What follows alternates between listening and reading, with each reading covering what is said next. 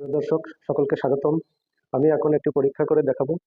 সেই পরীক্ষাটি হচ্ছে বিজ্ঞানের একটি সূত্রের পরীক্ষা। সূত্রটি হলো শক্তি নিত্যতা সূত্র, অর্থাৎ law of conservation of energy. পরীক্ষাটি সম্পূর্ণ দেখবেন ভিডিওটি। যদি ভালো লাগে অন্যকে দেখার সুযোগ করে দেবেন। আশা করি সবারই ভালো লাগবে। খুব গুরুত্বপূর্ণ এই পরীক্ষাটি। প্রিয় দর্শক, আমরা এখন শক্তির নিত্যতা নামে একটি বিজ্ঞানের সূত্র আছে, সেই সূত্রটি প্রমাণ করব।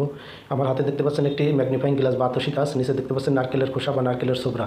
এই নারকেলের ছোবড়ায় আতসী কাঁচ এবং সূর্যের আলোর মাধ্যমে আগুন ধরাবো।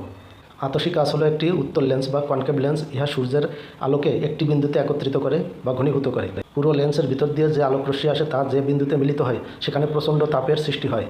আমরা এখন লেন্সটিকে এমনভাবে স্থাপন করেছি যাতে সেই একত্রিত, যেখানে আলোক রশ্মিগুলো একত্রিত হয় সেই বিন্দুটি যেন নারকেলের খোসা বা ছোবড়ার উপরে পড়ে এবং এখানে প্রচণ্ড তাপ উৎপন্ন হয়। সেই তাপের ফলে দেখতে পাচ্ছেন নারকেলের ছোবড়ায় আস্তে আস্তে আগুন ধরছে, ধোঁয়া দেখা যাচ্ছে, আগুনের সৃষ্টি হয়েছে।